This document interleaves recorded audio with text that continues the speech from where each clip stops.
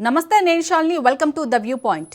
బంగ్లాదేశ్కు తిరిగి వెళ్లాలని నిర్ణయించుకున్నానని ఆ దేశ మాజీ ప్రధాని షేక్ హసీనా పేర్కొన్నారు. దేశంలో ప్రజాస్వామ్యాన్ని, న్యాయాన్ని పునరుద్ధరించడం కోసం ప్రయత్నిస్తారని, ఈ క్రమంలో ఎలాంటి పరిస్థితులనైనా ఎదుర్కొంటారని అన్నారు. 2 ఏళ్లుగా భారత్లో ఆశ్రయం పొందుతున్న ఆమె తొలిసారిగా వర్చువల్గా ఏర్పాటు చేసిన మీడియా సమావేశంలో మాట్లాడారు. 2 ఏళ్ల క్రితం అక్కడ జరిగింది శాంతియుత ఉద్యమం కాదని, కొందరు దానిని హింసాత్మకంగా మార్చారని షేక్ హసీనా ఆరోపించారు. నేను తిరిగి వెళ్లడం అధికారం కోసం కాదు, బంగ్లా అభివృద్ధి, శ్రేయస్సు కోసమే. నన్ను వాళ్ళు జైల్లో పెట్టొచ్చు లేదా చంపొచ్చు. నేను నా ప్రజలతో కలిసి ఉండటం కోసం స్వదేశానికి వెళ్తా. ప్రస్తుతం అక్కడ దారుణ పరిస్థితులు నెలకొన్నాయి. ఇల్లు, కార్యాలయాలు, విద్యా సంస్థలు ఇలా అంతటా భయమే కనిపిస్తుంది. మేం నిర్మించిన బంగ్లాదేశ్ ఇది కాదు.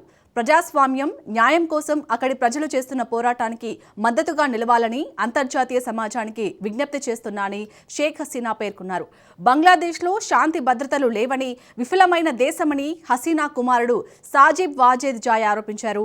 బంగ్లా మరో పాకిస్తాన్గా మారిపోవడం భారత్కు అత్యంత ఆందోళన కలిగించే విషయమన్నారు.